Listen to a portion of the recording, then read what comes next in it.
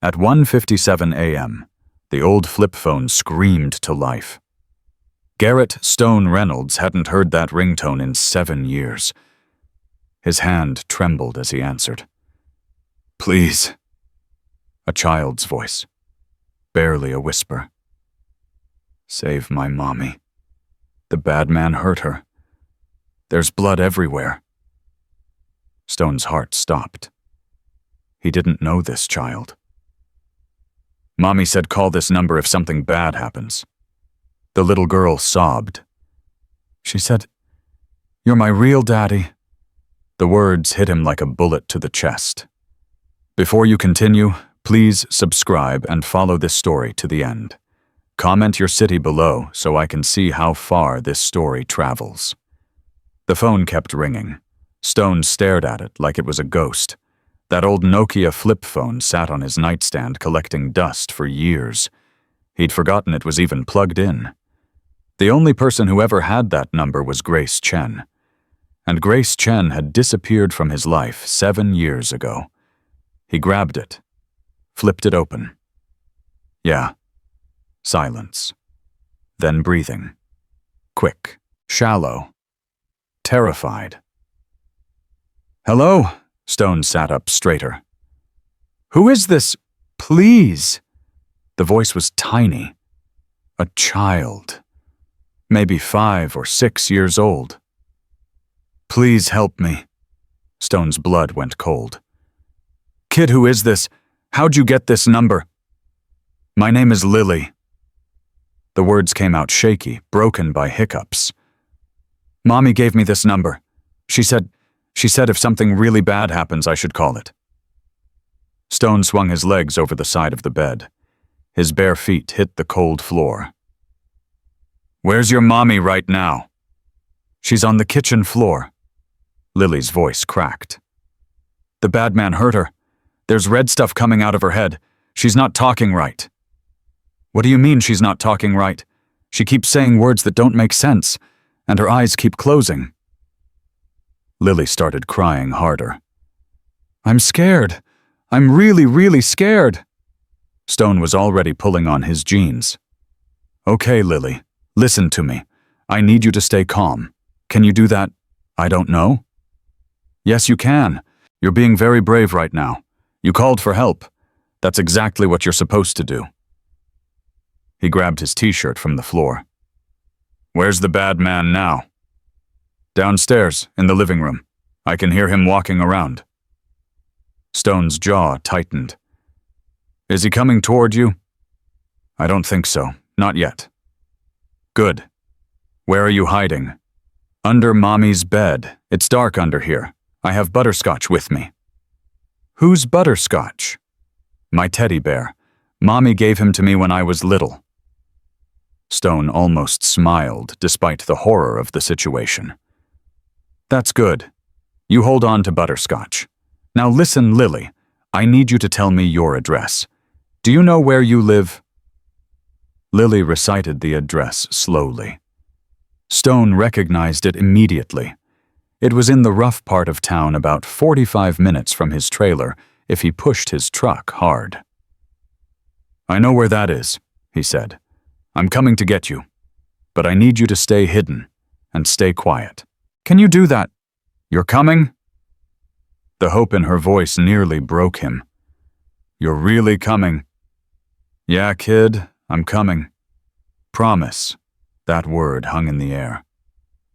Stone hadn't made a promise to anyone in years. Promises meant something. Promises could be broken, and he'd broken enough of them to last a lifetime. "I promise," he said. He heard Lily exhale, like she'd been holding her breath for hours. "Mommy said you would come. She said the magic phone would bring my daddy." Stone froze. His hand stopped halfway to his jacket. "What did you just say?"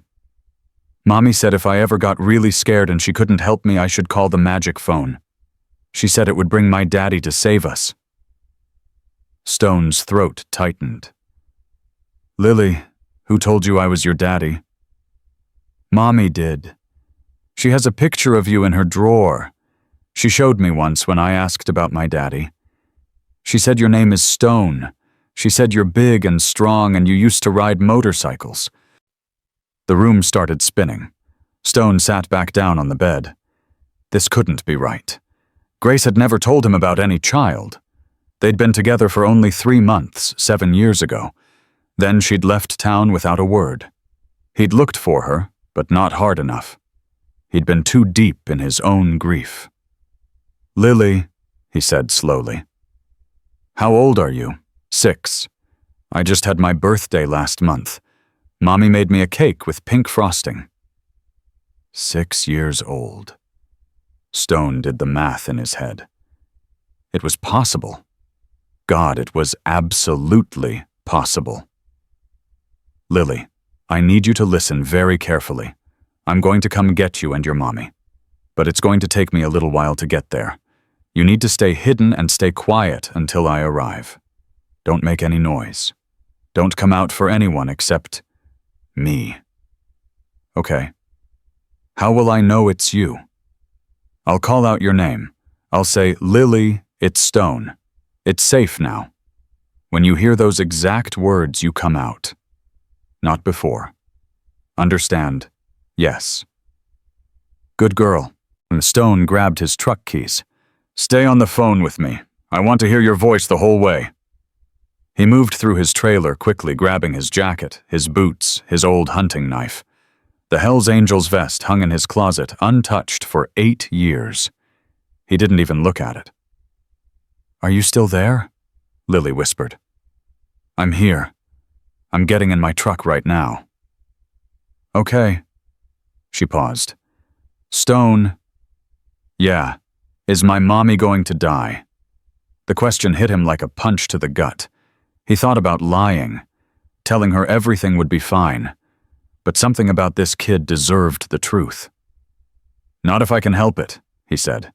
"I'm going to drive as fast as I can. You just keep talking to me."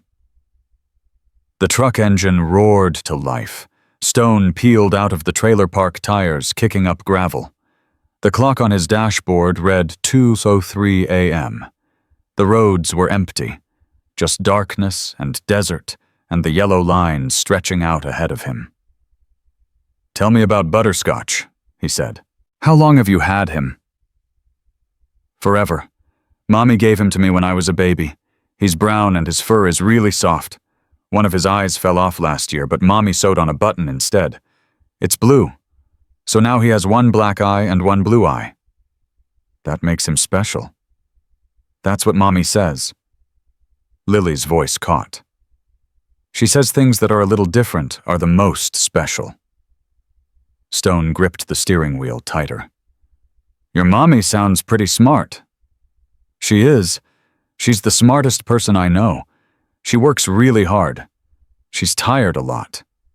"What kind of work does she do?" "She cleans people's houses. Sometimes she brings me with her when I'm not in school. I help her dust." Stone's chest ached. Grace had been a waitress when he knew her. Bright, funny with a smile that could light up a room. Now she was cleaning houses and living in that part of town with a man who hurt her. "Lily, tell me about the bad man. What's his name?" "Marcus," when she whispered the name like it was poison. "I don't like him. He yells at Mommy all the time. Sometimes he breaks things." "Has he ever hurt you?" Silence. "Lily, he grabbed my arm really hard once. Mommy screamed at him. He pushed her into the wall." Her voice got smaller. "That's when Mommy started hiding the phone under her mattress. She said it was our secret." Stone pressed the gas pedal harder. The speedometer climbed past 90. "You're being so brave," he told her. "So incredibly brave." "I'm trying, but my hands are shaking." "That's okay. Shaking is normal when you're scared. It means your body is ready to run if it needs to. But you're not going to need to run because I'm coming." "How much longer?" Stone checked the road signs flying past. "Maybe 30 minutes. That's a long time." "I know, but I'm going as fast as I can." He paused. Hey, Lily, can you hear the bad man? Is he still downstairs? Lily went quiet. Stone heard nothing but her breathing for a long moment. I hear the TV, she finally said. I think he's watching something. Good. That's good. As long as he's watching TV, he's not looking for you. Stone. Yeah. Why didn't you ever come see me? The question cut deeper than any knife. Stone struggled to find words. I didn't know about you, he said finally. Your mommy and we knew each other a long time ago, but I had to go away, and I guess she found out about you after I left. She cried once when she looked at your picture. I asked her why, and she said sometimes grown-ups cry about happy things. Stone felt something crack open in his chest, something that had been sealed shut for 8 years. I'm sorry I wasn't there, he said. I'm sorry I didn't know. It's okay. You're coming now. That's what matters. He didn't deserve this kid's forgiveness. He knew that. But he would take it anyway. The desert gave way to scattered buildings, fast food joints, gas stations. Stone was getting closer. Lily, I need you to be extra quiet now. I'm almost there. 20 minutes. Okay. And Lily, whatever happens, you stay under that bed until you hear me say the words. Even if you hear fighting, even if you hear yelling, you stay hidden. What if something bad happens to you? Stone almost laughed. Nothing bad is going to happen to me. I've been through a lot worse than Marcus. Suddenly, Lily's breathing changed. It got faster. More panicked. What is it? Stone demanded. I hear footsteps. Her voice was barely audible. He's coming upstairs. Stone's blood turned to ice. Stay quiet. Don't make a sound. I'm scared. I know, but you're going to be okay. Just breathe. In and out. Nice and slow. Through the phone, Stone heard heavy footsteps on creaking stairs. Each step felt like a countdown. Where are you, you little brat? Marcus's voice was slurred. Drunk. Angry. I know you're up here somewhere, Lily whimpered. Shh, Stone whispered. He doesn't know where you are. Just stay still. A door slammed open. Stone could hear Marcus moving around, cursing, knocking things over. Your mama's asking for you. Marcus's voice got closer. She keeps calling your name. It's pathetic, really. Woman can barely keep her eyes open and she's worried about you. Stone's grip on the steering wheel turned white. 15 minutes. He was still 15 minutes away. Check the closet first, he breathed to Lily, so quiet he could barely hear himself. He'll check the closet first. He didn't know if Lily heard him, but a moment later he heard the closet door bang open. Not in here. Marcus sounded frustrated. Where are you hiding, kid? Stone held his breath. The footsteps moved around the room. Stop. Start. Stop again. Whatever. You're gonna have to come out eventually. And when you do... Marcus didn't finish the sentence. He didn't need to. The threat hung in the air like smoke. The footsteps retreated. Stone heard them going back down the stairs. Is he gone? He whispered. Lily's breathing slowly returned to normal. I think so. Good. You did perfect. Absolutely perfect. He almost looked under the bed. He was right there. I could see his feet. But he didn't look, and you stayed quiet. That takes real courage. Stone blew through a red light. No cops, no cameras, just empty streets and his pounding heart. 10 minutes, Lily. I'm almost there. Okay. Her voice was tired, drained. Stone. Yeah? I'm glad Mommy gave me the magic phone. Me too, kid. Me too. The next 7 minutes felt like hours. Stone talked to Lily about anything and everything. Her favorite color purple, her teacher's name Mrs. Williams, the dog she wanted to get someday, a golden retriever named Sunshine. He learned that she loved drawing unicorns, that her best friend was a girl named Emma. That name made his chest hurt in ways he couldn't explain. He learned that Grace read to her every night before bed and that her favorite book was about a velveteen rabbit. This was his daughter. He knew it now with complete certainty. This brave, scared, beautiful little girl was his flesh and blood, and he had missed 6 years of her life. "Lily, I'm on your street." "Really? Really, I'm going to hang up now. But remember what I told you. Stay hidden until you hear the words." "Lily, it's Stone. It's safe now." "That's right. I'll see you soon." "Stone. Yeah, thank you for coming." He couldn't speak. His throat was too tight, so he just hung up the phone and pulled up to the house. The place was exactly what he'd expected. Run down. Dark. One window cracked and taped. A rusted pickup truck in the driveway. Stone cut his engine and sat for a moment, steadying his breath. He wasn't young anymore. He wasn't in a club with brothers at his back. He was a 52-year-old man with bad knees and a lifetime of regrets. But none of that mattered. There was a little girl in that house who had called him Daddy. There was a woman on the floor who might be dying. And there was a man inside who had hurt them both. Stone reached under his seat and pulled out the hunting knife. He slid it into his boot. Then he opened the door and stepped out into the darkness. The front door was unlocked. Stupid. Marcus was drunk and careless. Good. Stone pushed it open slowly. The TV was playing in the living room. Blue light flickered against the walls. He moved through the entryway silent despite his size. Years of practice. Years of doing things he wasn't proud of. At least now those skills might save his daughter. The kitchen was to his left. He saw her first. Grace.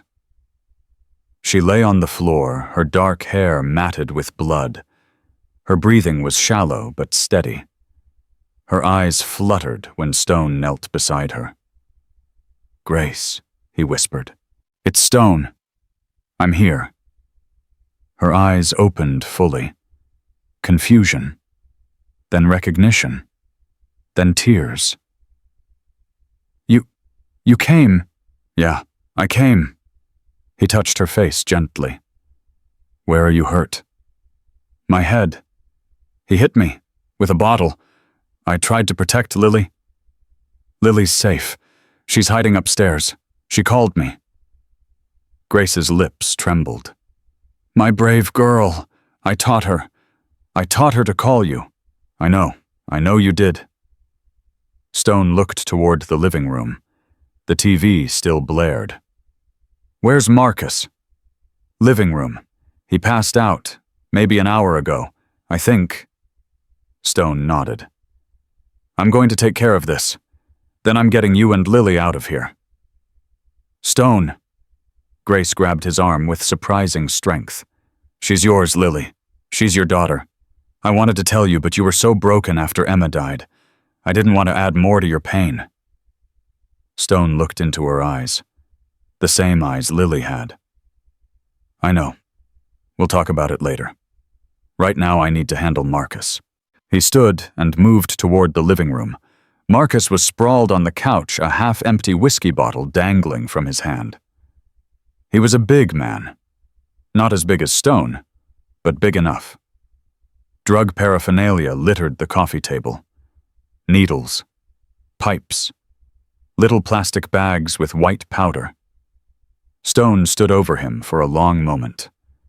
This was the man who had hurt Grace, who had terrorized Lily, who had made their lives a living hell. It would be so easy to end it right here.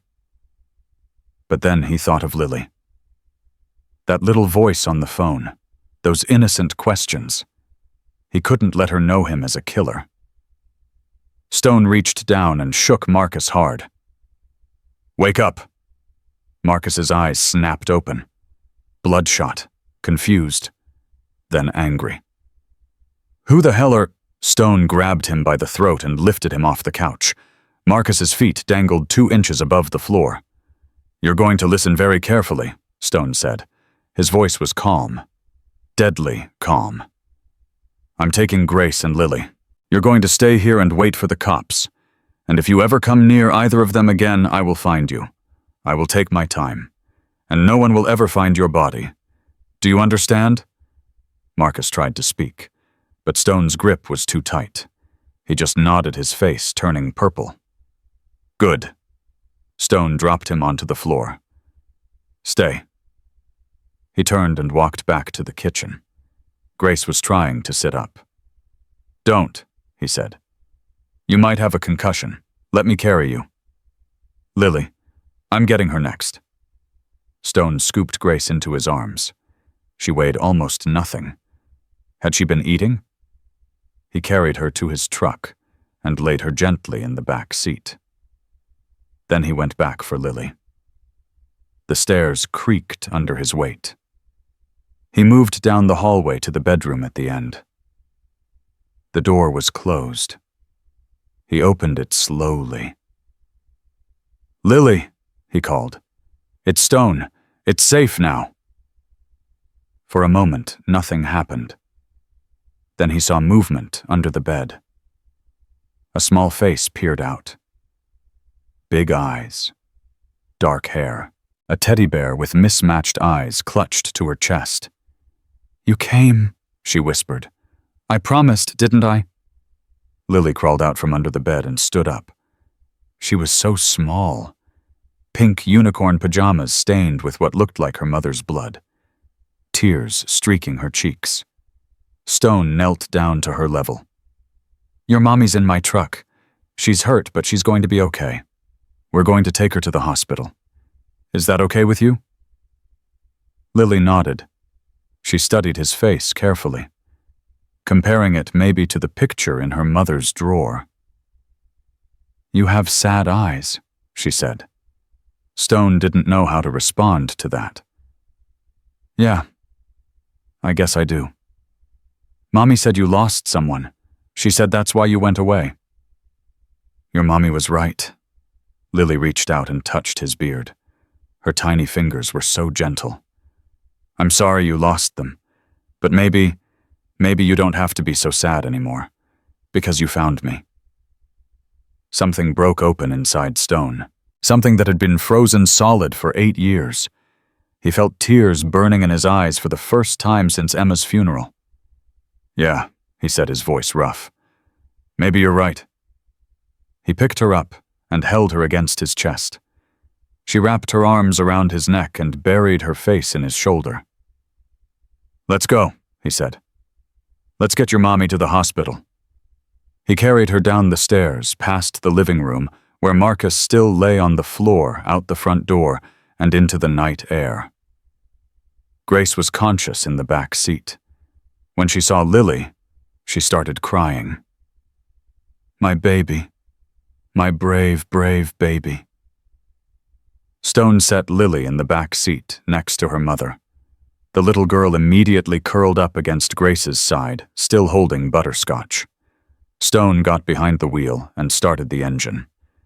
In the rearview mirror, he watched Grace stroke Lily's hair, watched Lily's eyes start to close, exhausted from fear and adrenaline. This was his family. He knew that now, and he would burn down the whole world to protect them.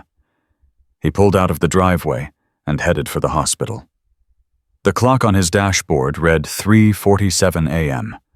In less than 2 hours, his entire life had changed. And somewhere deep inside his chest, in a place he thought had died, with Emma Stone felt something impossible. He felt hope. The hospital doors slid open, and Stone carried Grace through like she weighed nothing. Lily ran beside him, clutching butterscotch, her bare feet slapping against the cold tile floor. "I need help," Stone's voice boomed through the empty emergency room. "She's got a head wound, been unconscious off and on for over an hour." A nurse rushed forward, then another. Within seconds, Grace was on a gurney being wheeled away. She reached out her fingers, brushing Stone's arm. "Lily," she gasped. "Don't let them take Lily." "I won't. I promise." Then she was gone, disappearing through a set of double doors. Stone stood there, breathing hard, his shirt stained with Grace's blood. "Sir." A young nurse approached him cautiously. "Sir, is that your daughter?" Stone looked down. Lily had pressed herself against his leg, her small hand gripping his jeans like a lifeline. "Yeah," he said. The word felt strange on his tongue. Foreign, but also right. "Yeah, she's mine." "We need to get some information. Can you come with me to the front desk?" Stone nodded. He reached down and picked up Lily. She wrapped her arms around his neck immediately, her face buried in his shoulder. He could feel her trembling. "It's okay," he murmured. "Mommy's going to be okay. The doctors are helping her. I want to see her. Soon. We have to let the doctors do their job first." At the front desk, a tired woman with glasses peered at him over her computer screen. "Patient's name, Grace Chen. Relationship to patient." Stone hesitated. What was he? An ex, the father of her child.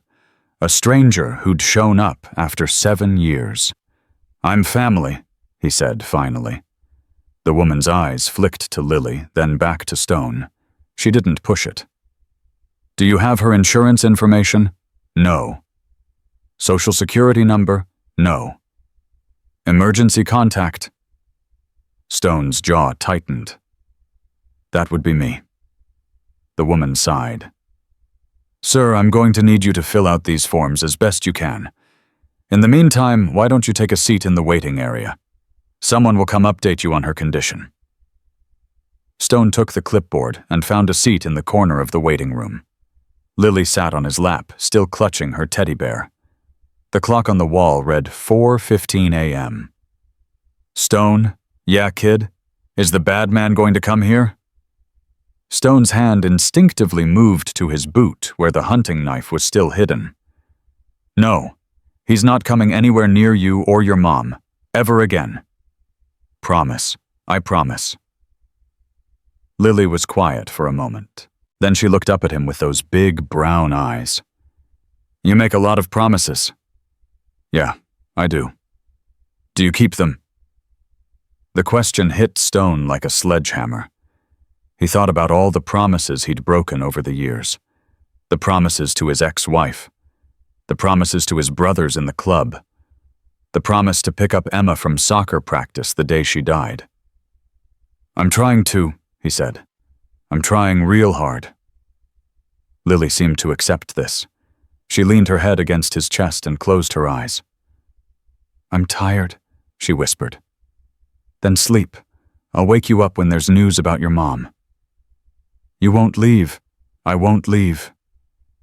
Within minutes, her breathing slowed. Stone sat perfectly still, afraid to move, afraid to wake her.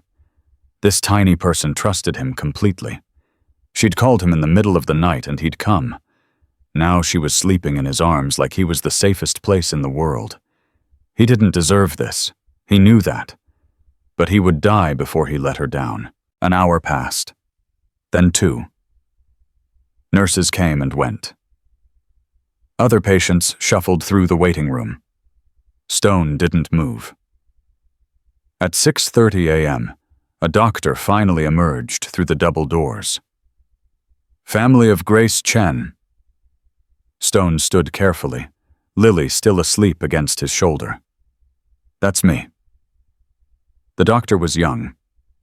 Too young, Stone thought, but his eyes were kind. "Ms. Chen has a severe concussion, and required 12 stitches to close the wound on her head. She also has 2 cracked ribs and extensive bruising. But she's stable. She's going to be okay. Stone exhaled. He hadn't realized he'd been holding his breath. Can I see her? In a little while. She's resting now. The doctor paused. Sir, the nature of her injuries. They're consistent with domestic violence. I'm required by law to report this to the police. Good, Stone said. You do that. The man who did this is named Marcus Vance. He's at 247 Caldwell Street. He'll still be there. The doctor nodded. The police will want to speak with you as well. I'll be here. After the doctor left, Stone sat back down. Lily stirred in his arms. Mommy, she mumbled. Mommy's okay. She's resting. We can see her soon. Lily's eyes opened fully. She looked around the waiting room, confused for a moment. Then she remembered. We're at the hospital. Yeah. Is the bad man in jail?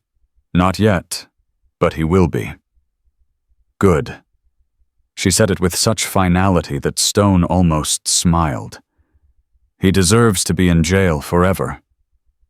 Yeah, he does. At 7:00 a.m., a different kind of visitor arrived. Stone saw her coming before she reached them, a woman in a gray pantsuit carrying a folder with that particular look in her eyes. He'd seen that look before. Social workers, child protective services, the people who decided if you were fit to be a parent. Mr. Reynolds, Stone's guard went up immediately. Who's asking? My name is Patricia Wells. I'm with Child Protective Services. She glanced at Lily. I need to speak with you about the child. Stone's arms tightened around Lily instinctively. She's staying with me. Sir, I understand this is a difficult situation, but I need to assess. She's staying with me. Patricia Wells was not intimidated. She'd clearly dealt with men like Stone before. Mr. Reynolds, I'm not here to take anyone anywhere. I just need to ask some questions and determine what's in the best interest of the child.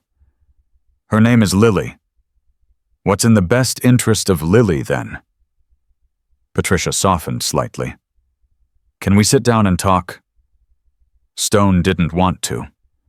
Every instinct told him to grab Lily and run, but running wouldn't solve anything. It would only make things worse. Fine, he said. But she stays with me the whole time.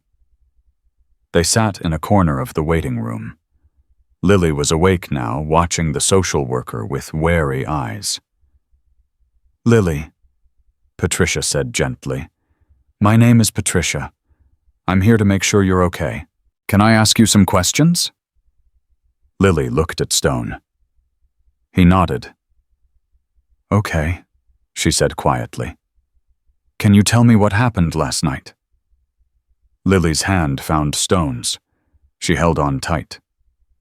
The bad man Marcus, he was yelling at Mommy. He's always yelling. But last night he hit her. With a bottle. Her voice shook. There was blood everywhere. Mommy fell down and she wasn't getting up. Patricia wrote something in her folder. What did you do then? I ran to Mommy's room. She always told me if something really bad happened, I should get the magic phone from under her mattress and call the number. So I did. And who answered? Lily looked up at Stone. My daddy. Patricia's pen stopped moving. She looked at Stone with new eyes. You're the father. Yeah. Were you aware of Lily's existence before last night? Stone's jaw tightened. No. So you had no contact with Ms. Chen or Lily for the past 6 years, 7 years. Grace and I, we were together for a few months. Then she left. I didn't know she was pregnant. Patricia wrote more notes. Stone wanted to rip that folder out of her hands. Mr. Reynolds, what is your current living situation? I have a trailer outside of town. Employment. I do odd jobs, mechanic work mostly. Any criminal record? Stone felt Lily's hand tighten in his. Yeah, I've got a record. Can you be more specific? Assault. Twice. Bar fights from a long time ago. Did 18 months for one of them. Patricia's expression remained neutral, but Stone could see the judgment forming behind her eyes. Mr. Reynolds, I appreciate your honesty, but given your lack of established relationship with Lily, your criminal history and your current living situation, I have some concerns about. I'm her father. That hasn't been confirmed. Then confirm it. Stone leaned forward. Do a DNA test. Do whatever you need to do. But that little girl called me in the middle of the night because her mother told her I would come. And I came. I'm not going anywhere. Patricia studied him for a long moment. A DNA test can be arranged, but until paternity is established and until we've completed our assessment, I'm required to consider all options for Lily's placement. Placement. Stone's blood went cold.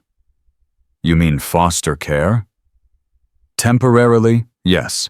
It's standard procedure when, no. The word came out hard. Final. Several people in the waiting room turned to look. Mr. Reynolds, I said no. Stone stood up, lifting Lily with him. You're not taking her. She's been through enough. She's not going to some stranger's house to wait while you push paper and check boxes. Patricia stood as well. I understand you're upset. You don't understand anything. Stone's voice was low, dangerous. You see a guy with tattoos and a record, and you've already decided he's not fit to be a father. But where were you last night when Lily was hiding under a bed while her mother bled on the floor? Where was the system that was supposed to protect her? I'm not your enemy, Mr. Reynolds. Then stop acting like it. Lily tugged on Stone's shirt. Stone, you're scaring me.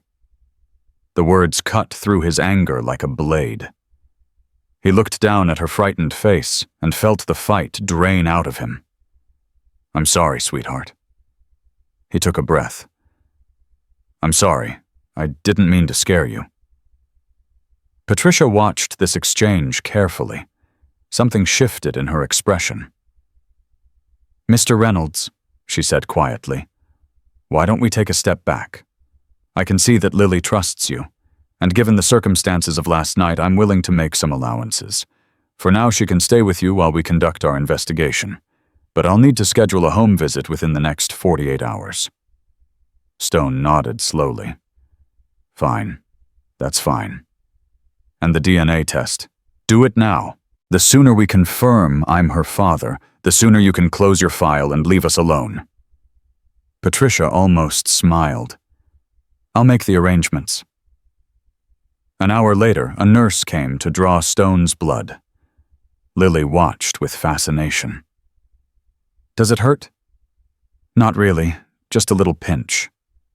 I don't like needles. Me neither, kid, but sometimes you gotta do things you don't like. The nurse finished and labeled the vial. Results should be back in 24 to 48 hours. Stone nodded. He already knew what the results would say.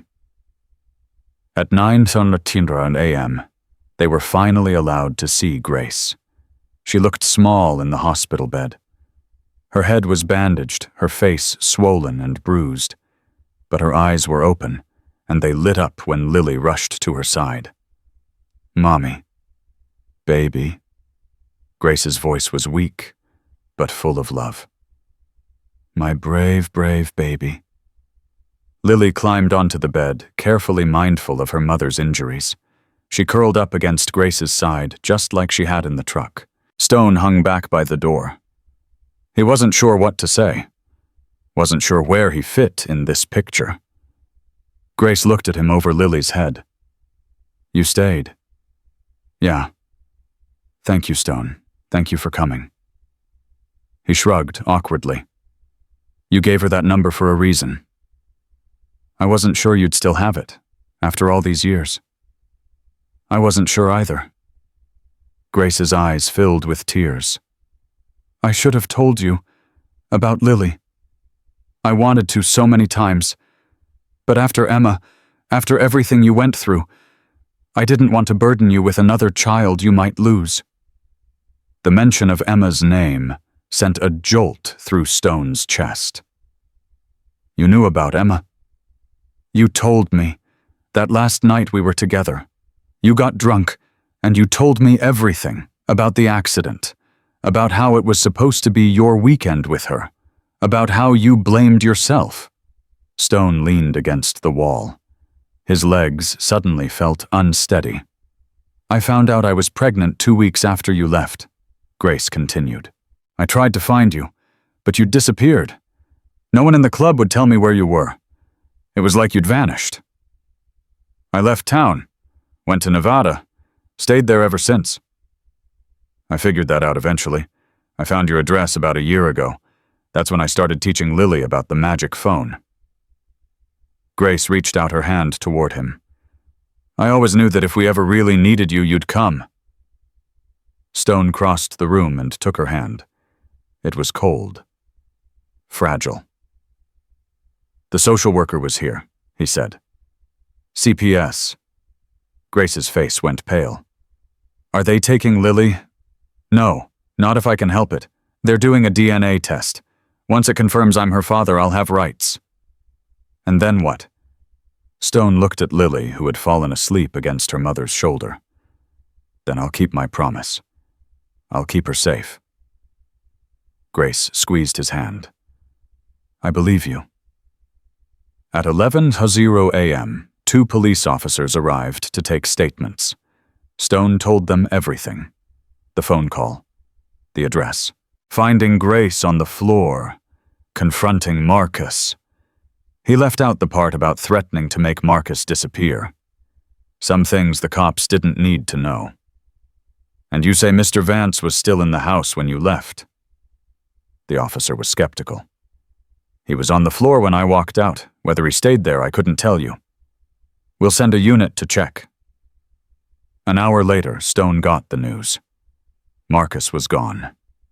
The house was empty. He ran, the officer said. But don't worry, we'll find him. Stone wasn't worried about the cops finding Marcus. He was worried about Marcus finding them first. That afternoon, a nurse offered to watch Lily so Stone could get some coffee. He accepted, though he didn't go far. Just to the vending machine at the end of the hall. He was feeding dollar bills into the machine when his phone buzzed. The old flip phone. The one only Grace had the number to. Except Grace was in her hospital bed. And Lily didn't have the phone anymore. Stone answered slowly. Who is this? You think you can just walk into my house and take what's mine? Marcus's voice was ragged, unhinged. You think this is over? Stone's blood turned to ice. How did you get this number? I found the phone in Lily's pajamas. Figured it must be important if the kid was hiding it. And look at that, you answered. Listen to me very carefully, Marcus. You come anywhere near Grace or Lily and I will end you. Big talk from an old man. Marcus laughed. It was an ugly sound. I know who you are, Stone. I did some asking around. Used to be Hell's Angels, right, big, scary biker. But that was a long time ago. Now you're just some washed-up drunk living in a trailer. Stone's grip on the phone tightened. You don't know anything about me. I know you've got something that belongs to me. Grace and I had a good thing going before you showed up. She was mine. Lily was mine. And you took them. They were never yours. We'll see about that. Marcus's voice dropped to a whisper. I'll be seeing you real soon, Stone. You and my girls. The line went dead. Stone stood in the hospital hallway, his heart pounding. He looked back toward Grace's room where Lily was sleeping peacefully. Marcus was out there. Angry, desperate, dangerous. And Stone had just promised to protect the only family he had left. He walked back to Grace's room with a new purpose. He didn't tell her about the phone call, didn't want to scare her, but he positioned himself in the chair closest to the door, and he didn't take his eyes off that entrance for the rest of the day. At 6:00 p.m., Patricia Wells returned for a follow-up visit. She seemed surprised to find Stone still there. "You haven't left? I said I wouldn't." She nodded slowly, making a note in her folder. "The DNA results should be back by tomorrow morning. In the meantime, I've made arrangements for Lily to stay with you tonight. I'll need that address for your trailer." Stone gave it to her. "When's the home visit?" "Day after tomorrow. 10 a.m. "I'll be ready." Patricia looked at Lily, who was drawing a picture on the back of a hospital menu. Then she looked at Stone. Really looked at him for the first time. "You know," she said quietly, "I've been doing this job for 15 years. I've seen a lot of fathers. Biological fathers who couldn't care less about their kids. Stepfathers who treated children like property. And sometimes I see a man who didn't know he was a father until fate dropped a child in his lap. Those men are the ones I watch the closest. And what do you see when you watch me?" Patricia smiled slightly. "I see a man who's terrified of screwing up again, which in my experience usually means he won't." She left without another word. At 8:00 p.m., the hospital staff insisted that visiting hours were over. Grace needed rest, and Lily needed a real bed. Stone stood at Grace's bedside, unsure of how to say goodbye. "I'll bring her back first thing tomorrow," he promised. "I know you will." Grace touched his face gently. "Take care of her, Stone. She's the best thing I ever did." Stone looked down at Lily, who was holding his hand and clutching butterscotch with the other. "Ready to go, kid?" Lily looked at her mother, then at Stone, then back at her mother. "I don't want to leave Mommy." Grace's eyes filled with tears. "I'll be okay, baby. The doctors are taking good care of me, and Stone is going to take good care of you. It's just for one night." "Promise. I promise." Lily climbed onto the bed and hugged her mother carefully. "I love you, Mommy." "I love you too, baby. More than anything in the whole world." Stone picked Lily up and carried her toward the door. She watched her mother over his shoulder until they turned the corner and Grace disappeared from view. In the truck, Lily was quiet. Stone drove through the dark streets heading for his trailer on the outskirts of town. "Stone." "Yeah." "Is your house nice?" He thought about his cramped trailer, the dirty dishes in the sink, the empty beer cans he hadn't bothered to clean up. "It's not fancy," he admitted. "But it's warm and safe. That's what matters." "Okay." More silence. Then, "Stone, yeah, I'm glad the magic phone called you." His throat tightened. "Me too, kid. Me too." They pulled up to the trailer park at 9:30 p.m. Stone carried Lily inside, suddenly embarrassed by the mess. But she didn't seem to notice. She was too tired. He found his cleanest t-shirt and helped her change out of her stained pajamas. He tucked her into his bed, the only bed in the trailer, and pulled the covers up to her chin. "Where will you sleep?" she asked. "The couch. It's not very big. I've slept in worse places." Lily was quiet for a moment. Then she held up butterscotch. "You can borrow him tonight, in case you get scared." Something cracked open in Stone's chest. Again. This kid was going to destroy him. "Thanks, sweetheart. But I think Butterscotch should stay with you. He's your protector." "But you're my protector now." The words hung in the air. Stone didn't know what to say, didn't know how to be what this child needed him to be. "Good night, Lily." "Good night, Daddy." It was the first time she'd called him that out loud. Not Stone. Daddy. He turned off the light and walked to the couch. He didn't sleep, didn't even try. Instead, he sat in the darkness listening to Lily's soft breathing and planned what he would do when Marcus came. Because Marcus would come. Stone was certain of that. And when he did, Stone would be ready. Stone woke to the sound of crying.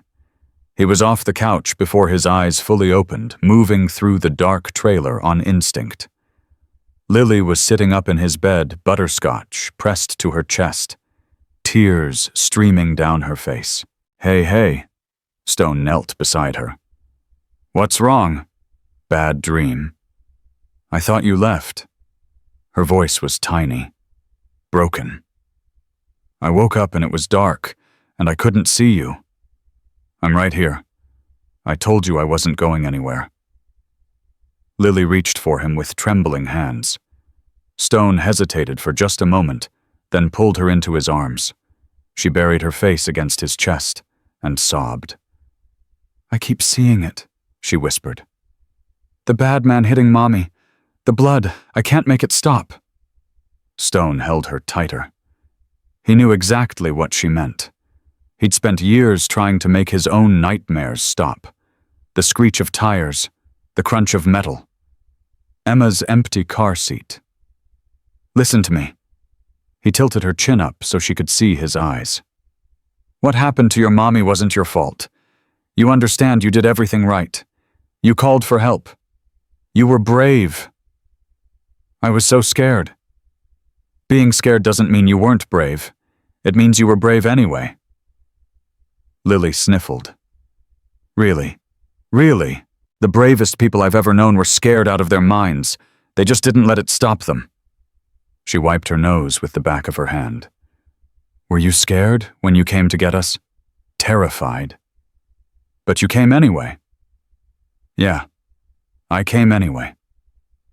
Lily was quiet for a moment. Then she looked up at him with those big brown eyes. Can you stay with me until I fall asleep again? Stone's throat tightened. Yeah, kid, I can do that. He climbed onto the bed beside her, his large frame taking up most of the mattress. Lily curled against his side, her small hand resting on his chest. Stone. Yeah, thank you for being my daddy. He couldn't speak. The words were stuck somewhere behind the lump in his throat. So he just held her and listened to her breathing slow until she drifted off to sleep. This time he stayed.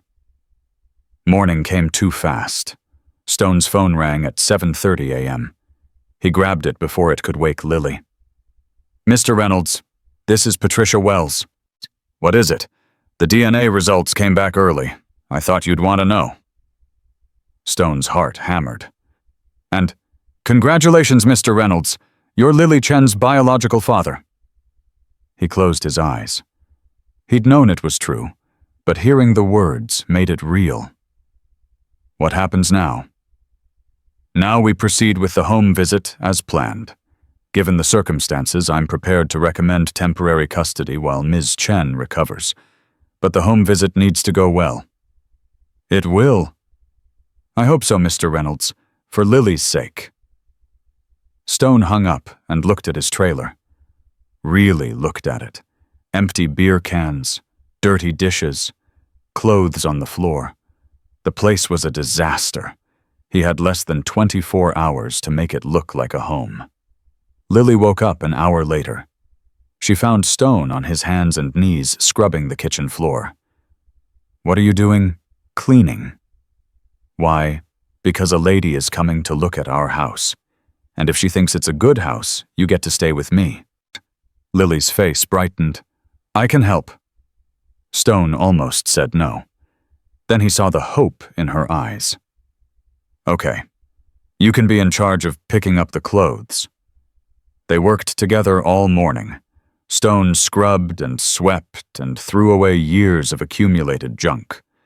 Lily gathered clothes and put them in the laundry basket, chattering the whole time about her favorite cartoons and the games she played at recess. By noon, the trailer looked almost respectable. We need food, Stone realized. The fridge is empty. Can we get cereal? Mommy always gets me cereal with the little marshmallows. Yeah, we can get cereal. The grocery store was an adventure. Stone hadn't shopped for anyone but himself in years. Now he found himself standing in the cereal aisle staring at a wall of colorful boxes while a 6-year-old gave him instructions. That one. No, not that one. The one with the rainbow. This one. Yes, and we need milk. And orange juice. Mommy always makes me drink orange juice. Then Stone grabbed everything Lily pointed at. Cereal. Juice. Bread. Peanut butter. A frozen pizza. Some vegetables he had no idea how to cook. At the checkout, the cashier smiled at them. Your daughter's adorable. Stone froze. No one had called him a father in 8 years. Thanks, he managed. In the truck, Lily looked at him. She said I was your daughter. She did. Is that okay? Stone turned to face her. Lily, you are my daughter. I just found out for sure this morning. The doctors did a test and it proved it. Her eyes went wide. So you're really my daddy? For real? For real? Lily threw her arms around his neck. I knew it. I knew the magic phone would work. Stone held her close, breathing in the scent of strawberry shampoo. His daughter. His second chance. Let's go see your mommy, he said. She's going to want to hear the news. At the hospital, Grace was sitting up in bed. The swelling on her face had gone down, but the bruises were darker, purple and yellow and angry. Mommy! Lily ran to her and climbed onto the bed. Careful, baby. Mommy's still sore. Stone is really my daddy. The doctors said so. Grace looked at Stone. Her eyes were wet. I know. Patricia called me. So it's official. It's official. Grace reached out her hand. Stone took it. I'm sorry I kept this from you for so long. You did what you thought was right. I'm not going to hold that against you. The social worker said you're going to fight for custody. Temporary custody. Until you're back on your feet. Grace squeezed his hand. And then what? Then we figure it out. Together. Lily looked between them with hopeful eyes. Does this mean we're going to be a family? Stone and Grace exchanged a glance. Neither of them had an answer for that. We're going to take it one day at a time, Grace said finally. But no matter what, you're going to be loved. By both of us. Lily seemed satisfied with that.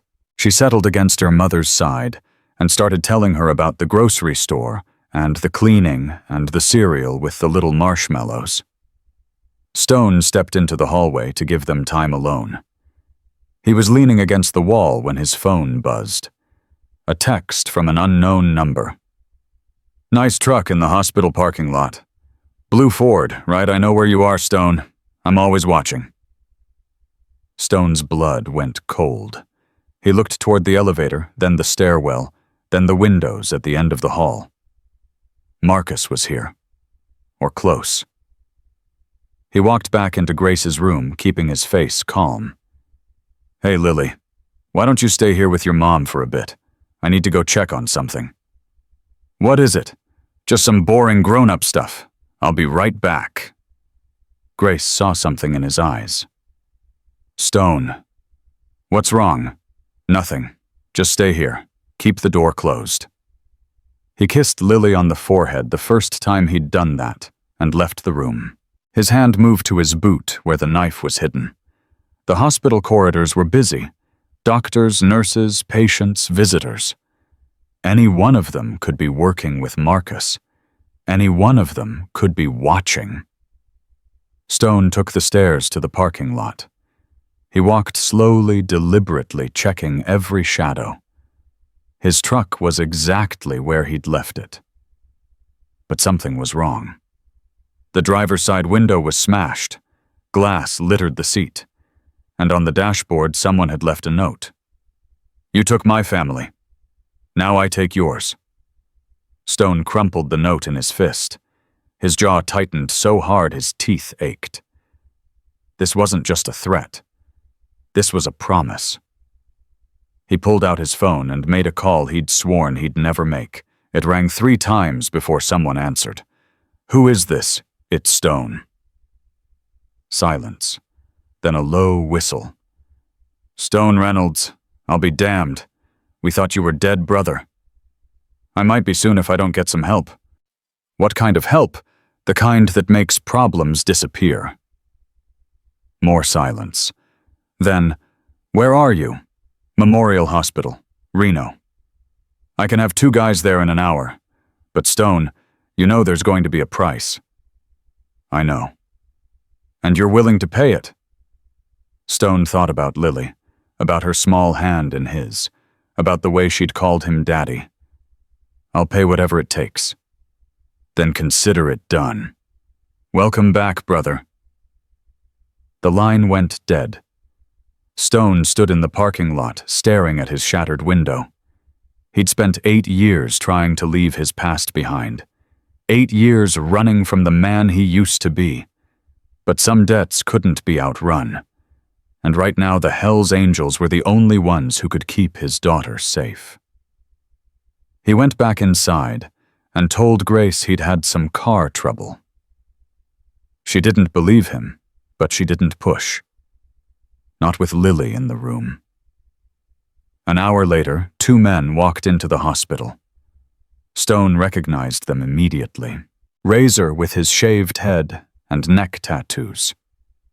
And Duke, the biggest man Stone had ever met. "Stone." Razor grinned. "You look old." "Feel older. We checked the perimeter. No sign of your guy yet. But we'll find him. He's watching. He knows I'm here. Then we'll watch back.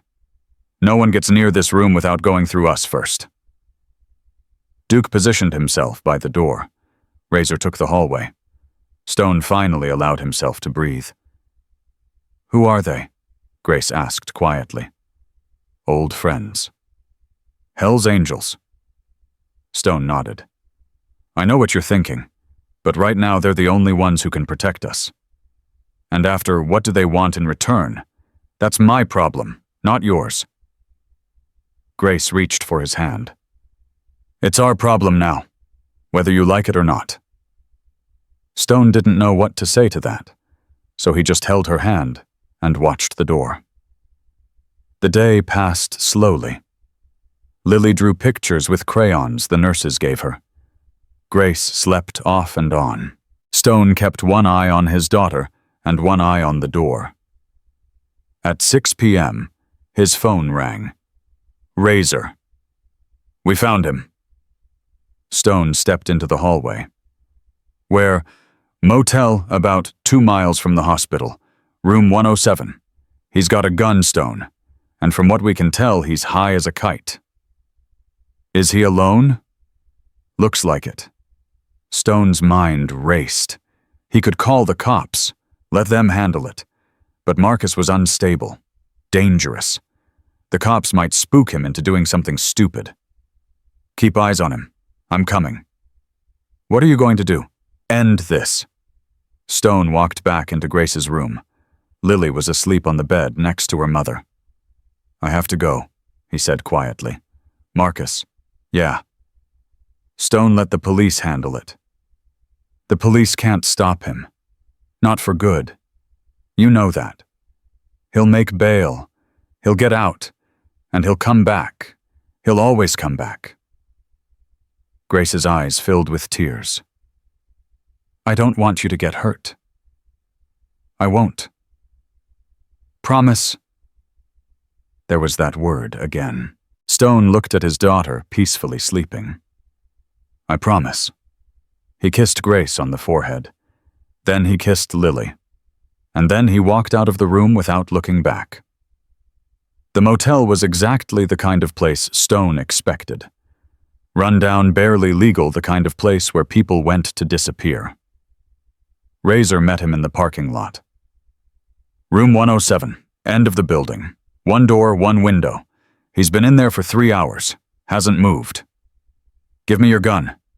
Razor hesitated. Stone, I'm not going to kill him. I just need insurance. Razor handed over a .45. Stone checked the chamber and tucked it in his waistband. Wait here. If I'm not out in 10 minutes, call the cops. You sure about this? No. Stone walked across the parking lot. His boots crunched on broken glass. His heart pounded in his chest. He stopped outside room 107, drew a breath, then kicked the door in. Marcus was on the bed, a needle still in his arm. He looked up confused as Stone stormed in. What the? Stone grabbed him by the throat and slammed him against the wall.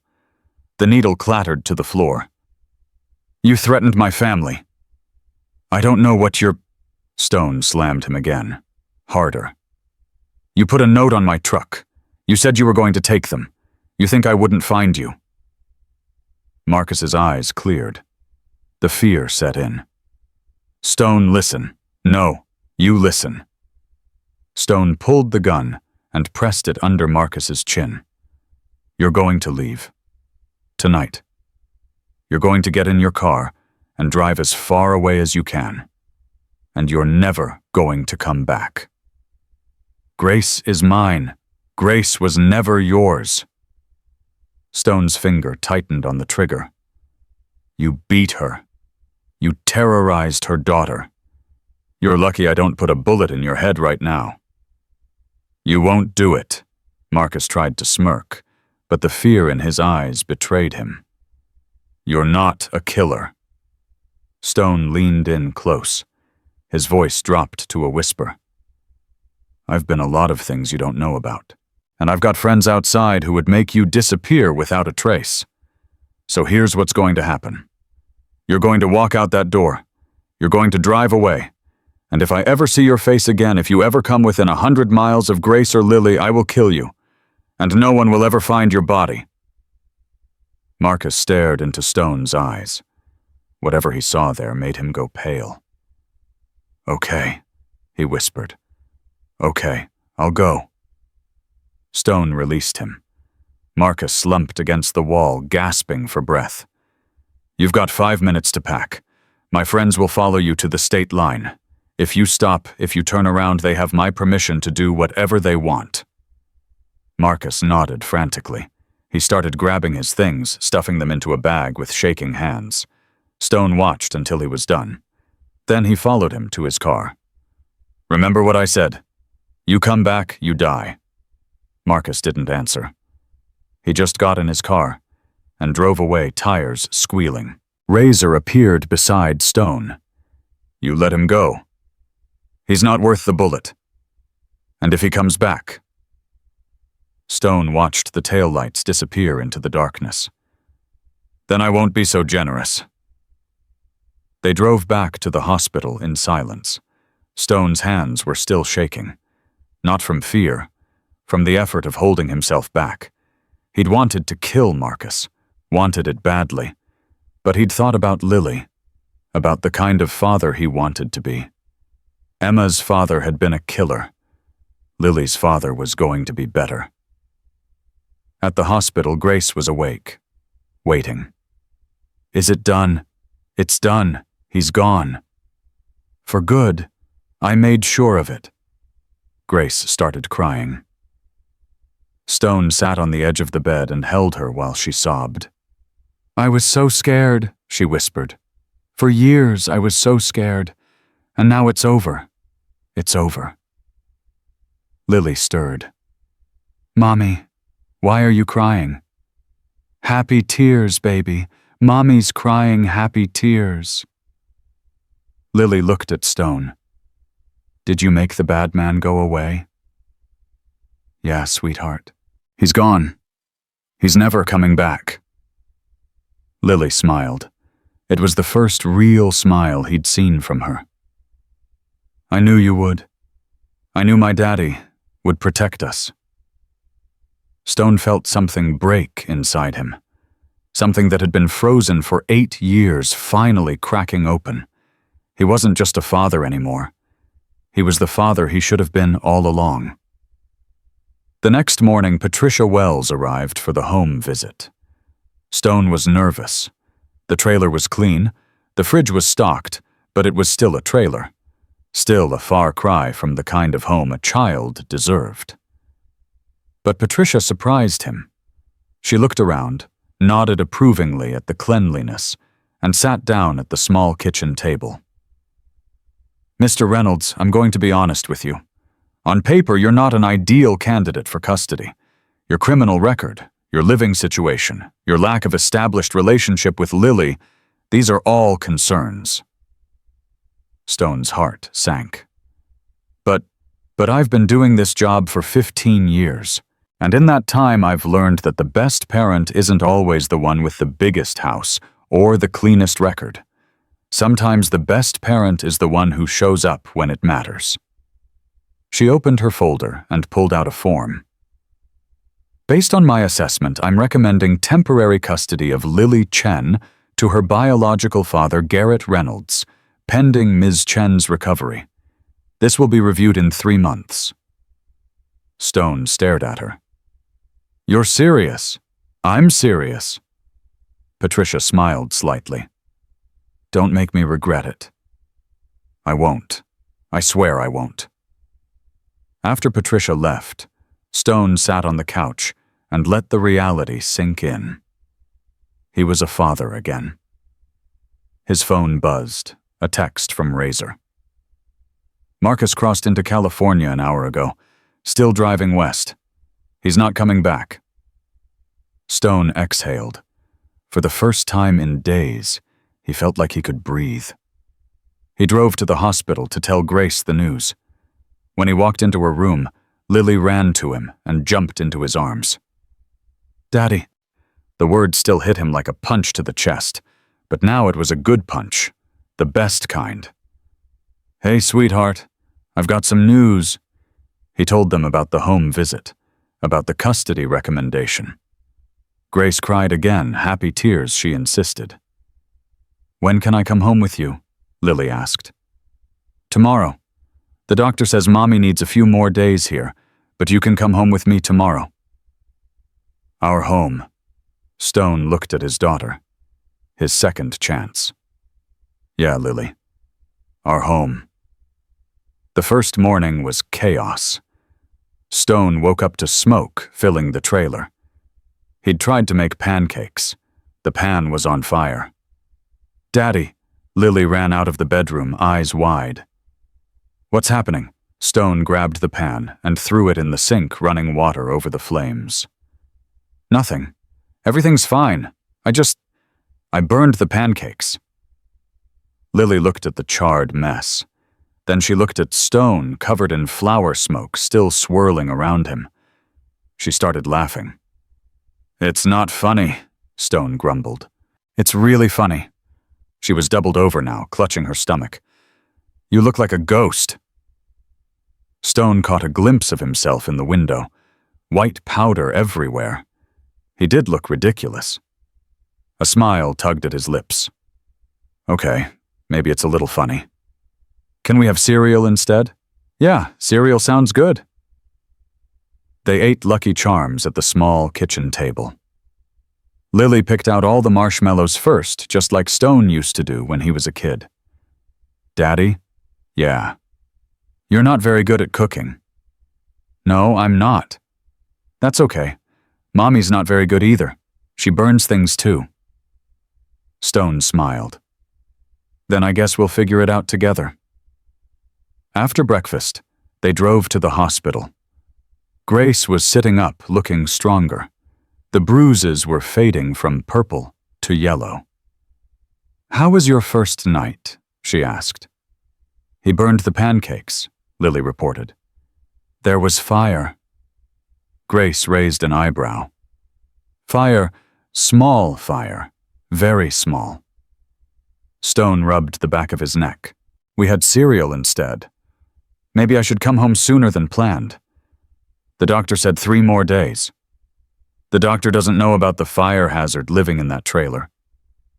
Stone couldn't help but laugh. It felt strange. He hadn't laughed in years. The days fell into a rhythm. Stone would wake Lily up, attempt breakfast with varying degrees of success, and drive her to the hospital to see Grace. In the afternoons, they'd go to the park or the grocery store, or just drive around town. Lily talked constantly about her friends at school, about her favorite TV shows, about the dog she wanted someday. Stone listened to every word, memorizing her voice, storing up all the moments he'd missed. On the third day, she asked a question he wasn't ready for. "Daddy, why didn't you want me?" Stone nearly drove off the road. He pulled over and turned to face her. "What? Before, when I was a baby. Mommy said you went away. Was it because you didn't want me?" Stone's heart shattered into a million pieces. "No, God, no. Lily, I didn't even know you existed. Your mommy and we lost touch. She didn't tell me about you." "Why not?" How do you explain adult failures to a 6-year-old? Stone struggled for words. "I was very sad back then. I'd lost someone important to me. Your mommy was worried that if she told me about you, it would make me even sadder." "Who did you lose?" Stone took a breath. "My daughter. Her name was Emma. She died in a car accident 8 years ago." Lily's eyes went wide. "You had another daughter?" "Yeah." "What happened to her?" "She was 7 years old. She was at a birthday party and a bad driver hit her car on the way home." Stone's voice cracked. "I was supposed to pick her up, but I was busy with work. Her mom picked her up instead. And then—" He couldn't finish. The words stuck in his throat. Lily unbuckled her seatbelt and climbed into his lap. She wrapped her small arms around his neck. "I'm sorry you lost Emma." Stone held her tight. "Me too, sweetheart. Is that why you're sad sometimes when you think I'm not looking?" "This kid saw everything." "Yeah, that's why." "Well, you have me now." Lily pulled back and looked at him seriously. "I'm not going anywhere. I promise." Stone pressed his forehead against hers. "I'm going to hold you to that." That night he called his old therapist, Dr. Martinez. He hadn't spoken to her in 5 years. "Stone, is that really you?" "Yeah, it's me." "I thought you'd fallen off the face of the earth." "I tried to. But someone pulled me back." He told her everything. The phone call, finding Lily, the fight for custody. All of it. "You sound different," Dr. Martinez said. "You sound alive." "I feel alive. For the first time in 8 years." "What changed?" Stone looked at Lily, asleep in his bed, butterscotch tucked under her arm. "I got a second chance, and I'm not going to waste it." Dr. Martinez scheduled him for weekly sessions. Stone agreed without hesitation. He would do whatever it took to be the father Lily deserved. The next day, Grace was discharged from the hospital. Stone helped her into his truck. Lily bounced excitedly in the back seat. "Mommy's coming home, Mommy's coming home." "Where exactly is home?" Grace asked quietly. Stone had been thinking about this. "For now, the trailer. But I've been looking at apartments, something bigger, with a room for Lily." "And for me," Stone looked at her. "That's up to you. I'm not going to pressure you, Grace. We can take this as slow as you need." Grace was quiet for a moment. "The trailer's fine for now. We'll figure the rest out later." Living together was awkward at first. Stone gave Grace the bed and moved to a cot he'd bought at a thrift store. They orbited each other carefully, 2 people learning how to share space after years apart. But Lily was the glue. She drew them together, forcing them to communicate, to cooperate, to function as a unit. 1 week after Grace's discharge, Stone came home from work to find them cooking dinner together. Grace was teaching Lily how to stir sauce without splashing it everywhere. "Daddy, we're making spaghetti. I can see that." Stone kissed Lily on the head, then hesitated near Grace. He wasn't sure what they were to each other anymore. Grace solved it by reaching up and kissing his cheek. "Wash your hands. Dinner's almost ready." It wasn't much, but it felt like a beginning. 2 weeks in the court hearing arrived. Stone sat in the courtroom in his one good suit, a leftover from his brother's funeral 15 years ago. It barely fit. His tattoos peeked out from the collar and cuffs impossible to hide. Patricia Wells testified on his behalf. Mr. Reynolds has made extraordinary efforts to provide a stable home for Lily. His apartment is clean, well-stocked, and appropriate for a child. More importantly, Lily has formed a strong attachment to her father. Their bond is genuine. The judge, a stern woman in her 60s, peered at Stone over her glasses. "Mr. Reynolds, I've reviewed your criminal record. 2 assault charges, 18 months in prison. Can you explain why this court should trust you with a child?" Stone stood. His voice was steady. "Your Honor, I'm not going to pretend I was a good man. I made mistakes. Bad ones. I hurt people. I spent years running from my problems instead of facing them." He paused, collecting his thoughts. "But when that phone rang at 1:57 in the morning, and I heard my daughter's voice for the first time, something changed. She was scared and alone, and she called me for help. And I went, not because I'm a hero, but because that's what fathers do." He looked at Lily sitting in the front row with Grace. "I missed the first 6 years of her life. I can't get those back, but I can be there for every year she has left, and I will. No matter what this court decides, I will be there, because she's my daughter, and I love her." The courtroom was silent. Even the judge seemed moved.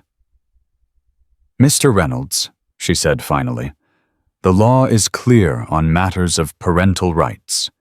You are Lily Chen's biological father. You have demonstrated a commitment to her welfare. Ms. Chen has testified that she supports joint custody." She signed a document and looked up. "I'm granting permanent joint custody of Lily Chen to Garrett Reynolds and Grace Chen. This court is adjourned." Lily ran to Stone and threw herself into his arms. "Does this mean you're really my daddy forever?" "Forever," he promised. Grace joined them, wrapping her arms around both of them. For that moment, they were a family. Patricia Wells approached as they left the courtroom. "Congratulations, Mr. Reynolds. Thank you. For everything. I told you I've seen a lot of fathers. You're one of the good ones." She smiled. "Prove me right." "I will." Outside the courthouse, Stone's phone rang. "Razor. Heard you won custody. Word travels fast. Your debt. The club wants to talk." Stone's stomach tightened. He'd known this was coming.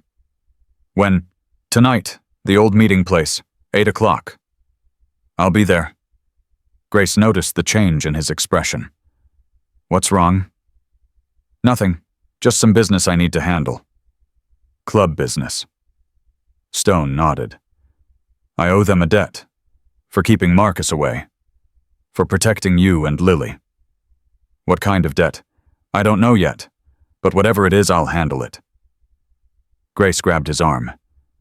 "Stone, you can't go back to that life. Not now. Not after everything we've built." "I know. I'll make them understand." That night, Stone drove to the old warehouse on the edge of town. He hadn't been there in 8 years, but he remembered every turn. Razor met him outside. "You ready?" "No. But let's get this over with." Inside, a dozen men sat around a table. At the head was Bull, the chapter president. He'd aged. Gray in his beard now, but his eyes were still sharp as steel. "Stone Reynolds. Never thought I'd see you walk through that door again." "Neither did I." "You look good. Being a daddy suits you." Stone didn't respond. He waited. Bull leaned back, You called in a favor. A big one. We ran off that lowlife Marcus kept eyes on your family for a week. That costs. What do you want? There's a run coming up. Cargo from Mexico. We need a driver. Stone's blood ran cold. You want me to run drugs? I want you to drive a truck. What's in it isn't your concern. I can't do that. I've got a daughter now.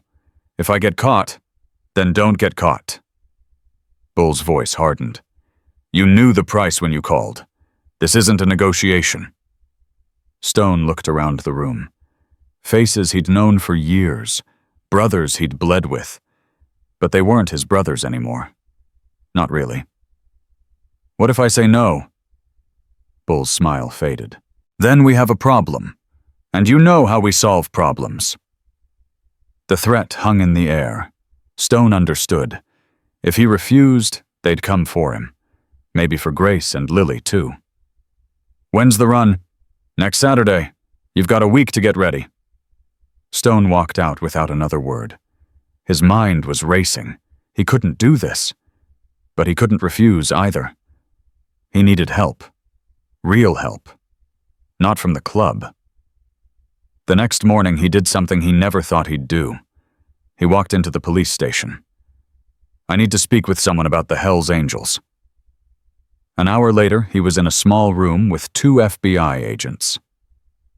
Mr. Reynolds, the lead agent said, what you're proposing is extremely dangerous if the club finds out you're cooperating with us.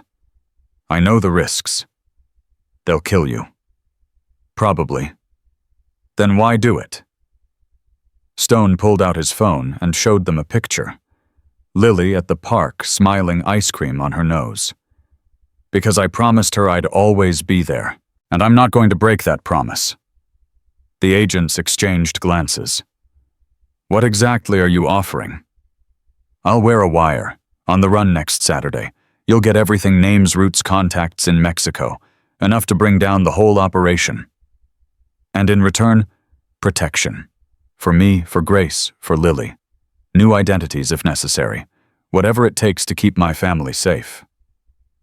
The agents conferred quietly. Then the lead agent nodded. Okay, Mr. Reynolds. You've got a deal. But you need to understand, once you're in, there's no backing out. If something goes wrong, nothing's going to go wrong. But even as he said it, Stone knew the truth. Everything could go wrong. And probably would. He had 1 week to prepare for the most dangerous gamble of his life. That night he didn't tell Grace what he was planning. He couldn't. If she knew, she'd try to stop him. Or worse, she'd worry herself sick. Instead, he tucked Lily into bed and read her a story. The Velveteen Rabbit, her favorite. Daddy, yeah, sweetheart, you seem sad tonight. I'm not sad, just tired. Lily studied him with those knowing eyes. You're worried about something. This kid. She saw right through him. A little bit, he admitted. But it's nothing for you to worry about. I'm handling it. Is it the bad men from your old life? Stone froze. What do you know about that? I heard Mommy talking to you. About the club. About owing them something. Stone sat on the edge of her bed. Lily, you don't need to worry about any of that. But I do worry. I don't want them to take you away. No one's taking me anywhere. Promise. There was that word again. Stone had made so many promises. Could he keep them all? I promise I'm going to do everything I can to stay with you. Forever. Lily seemed to accept this.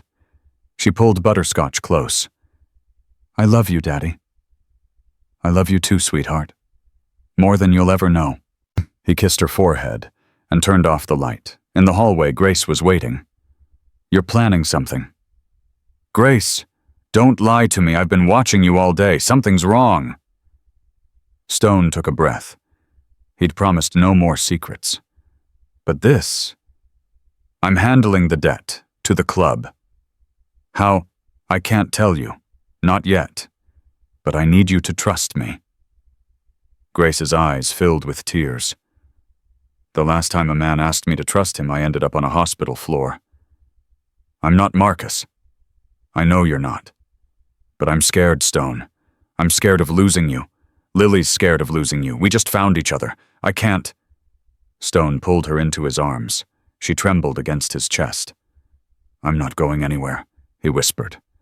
"I'm going to fix this. And when it's done, we're going to have a real life together. All three of us. I swear." Grace looked up at him. "What if something goes wrong?" "It won't." "But what if it does?" Stone held her face in his hands. "Then you take Lily and you run. You go somewhere safe and you build a new life. You tell her I loved her every single day. You tell her that her daddy did what he had to do to keep her safe." Grace started crying. "Don't talk like that. Don't you dare talk like that." "I'm just being honest. I hope it doesn't come to that. But if it does, you need to be ready." They stood in the hallway for a long time, holding each other in the darkness. Stone had 1 week. 1 week to prepare. 1 week to say goodbye, just in case. 1 week to become the father Lily deserved. The next morning he woke up early and made breakfast. Eggs this time. Only slightly burned. Lily ate every bite without complaint. "These are good, Daddy." "You're a terrible liar," she giggled. "Okay, they're kind of crunchy. But you're getting better." He was getting better. At cooking. At parenting. At being human again. Whatever happened next Saturday, at least he had this. This moment. This little girl. This second chance. He would protect it with his life. Because that's what fathers do. Saturday came too fast. Stone woke before dawn. Grace was still sleeping. Lily was curled up in her bed, butterscotch tucked under her chin. He stood in the doorway of her room, memorizing her face, the way her hair fell across her cheek, the soft rhythm of her breathing, the peace that only children know. This might be the last time he saw her. He pushed that thought away. He couldn't afford doubt. Not today. The FBI had wired him the night before. A tiny device no bigger than a button sewn into the lining of his jacket. They'd gone over the plan a dozen times. Drive the truck, record the conversation, let the feds handle the rest. Simple, clean, foolproof. Except nothing was ever foolproof with the Hell's Angels. Stone bent down and kissed Lily's forehead. She stirred, but didn't wake. "I love you," he whispered. "More than anything in this world." In the kitchen, Grace was waiting. She hadn't been asleep after all. "You're leaving." "I have to." "When will you be back?" Stone hesitated. "Tonight. Maybe tomorrow morning." Grace's eyes were red. She'd been crying. "Stone, I have a bad feeling about this. It's going to be fine. You keep saying that, but every time you walk out that door, I wonder if you're coming back." Stone crossed the kitchen and took her hands. "Listen to me. Whatever happens today, I need you to know something. These past few weeks, they've been the best of my life. You and Lily, you saved me. I was dead inside and you brought me back. Don't talk like this is goodbye. It's not goodbye. It's just, in case." He pulled her close. "If something goes wrong, you take Lily, and you go to the address I left in the drawer. The FBI will protect you. They'll give you new identities, new lives. You'll be safe." Grace was crying now. "I don't want a new life. I want this one. With you. And you'll have it. I promise." He kissed her. Long and deep and desperate. Then he walked out the door. The meeting point was an abandoned gas station 20 miles outside town. Stone pulled up at exactly 7 a.m. 3 other trucks were already there, engines idling. Bull stepped out of the lead vehicle. "You showed. Did you think I wouldn't? Honestly. Yeah, I figured you'd run. Most men with something to lose would." Stone kept his face blank. "I pay my debts." "Good. Then let's ride." The convoy headed south. Stone drove the third truck, a nondescript 18-wheeler with Arizona plates. He didn't know what was in the back. Didn't want to know. The wire was hot against his chest. Every word was being recorded. Every mile was being tracked. 3 hours into the drive, Bull's voice crackled over the radio. "Pit stop ahead, 5 minutes." They pulled into a rest area. Stone climbed out of his truck and stretched, playing the part. Casual, relaxed. Just another run. Razor approached him. "You good?" "Yeah, why? You seem tense." "Just want to get this over with." Razor studied him for a moment. "You know, Stone, you were always one of the smart ones. Knew when to talk, when to shut up. That's why Bull trusted you." Past tense. What? You said trusted. Past tense. Razor shrugged. "People change. 8 years is a long time." Stone's gut tightened. Did they suspect something? Before he could respond, Bull called them back to the trucks. The convoy rolled out. 2 more hours. They crossed into California. The landscape changed. Desert gave way to farmland. Stone's hands sweated on the steering wheel.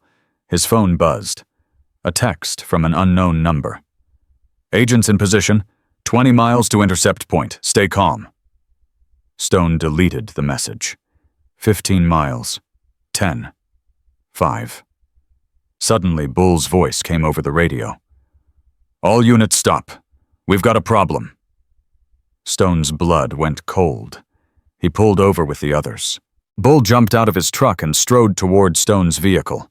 His face was thunder. "Get out!" Stone climbed down slowly. "What's going on?" "Empty your pockets." "Bull, what?" "I said empty your pockets." Stone's mind raced. The wire. They knew about the wire. He reached into his jacket, stalling for time. "I don't understand what's happening." Bull grabbed him and slammed him against the truck. "Did you think we were stupid? Did you think we wouldn't check?" "Check what?" "One of our guys works at the FBI field office. Janitor. Here's things.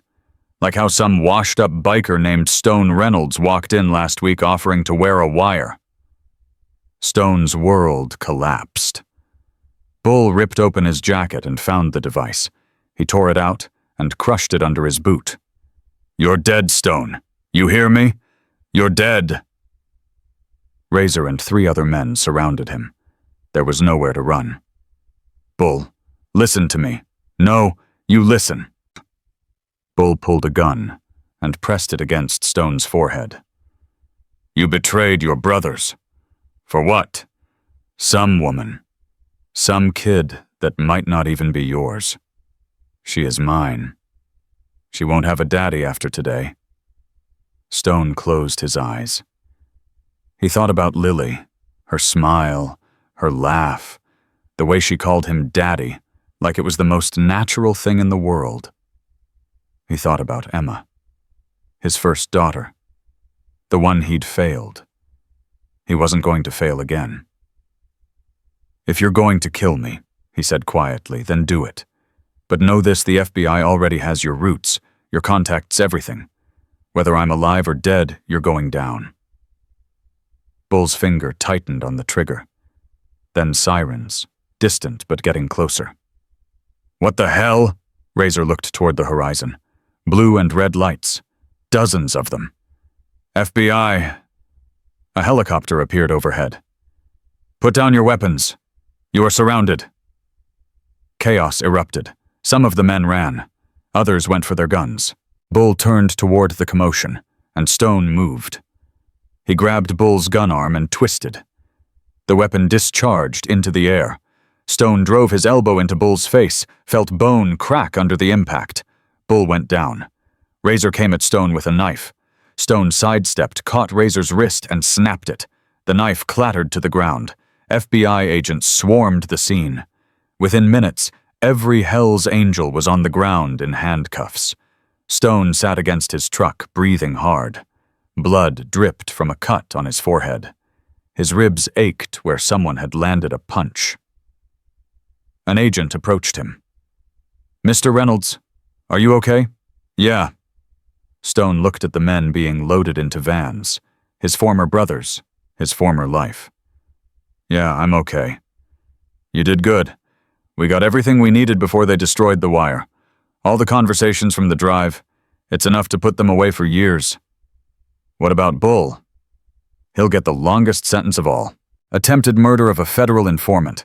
He won't see daylight until he's 90. Stone nodded. It was over. It was finally over.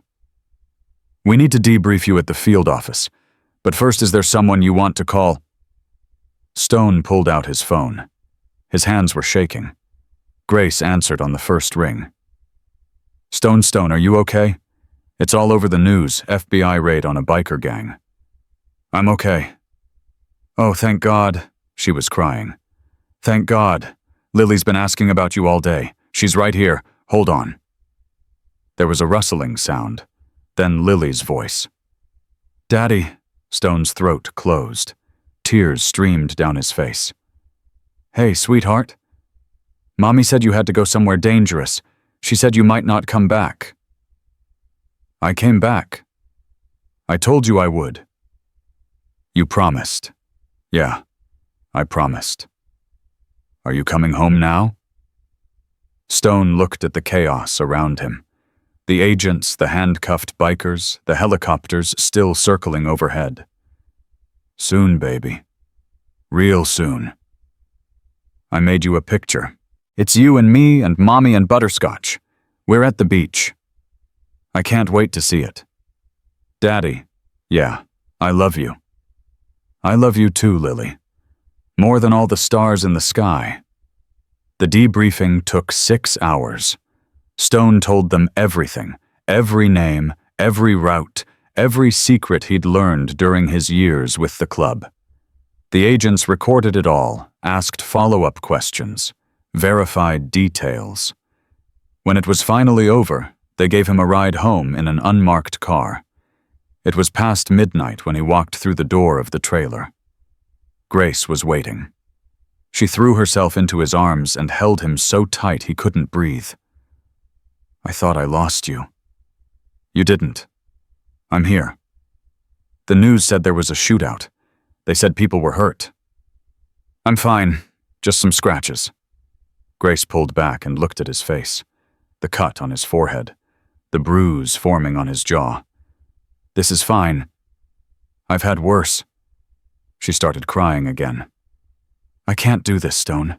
I can't live like this always wondering if you're coming home." "You won't have to. Not anymore."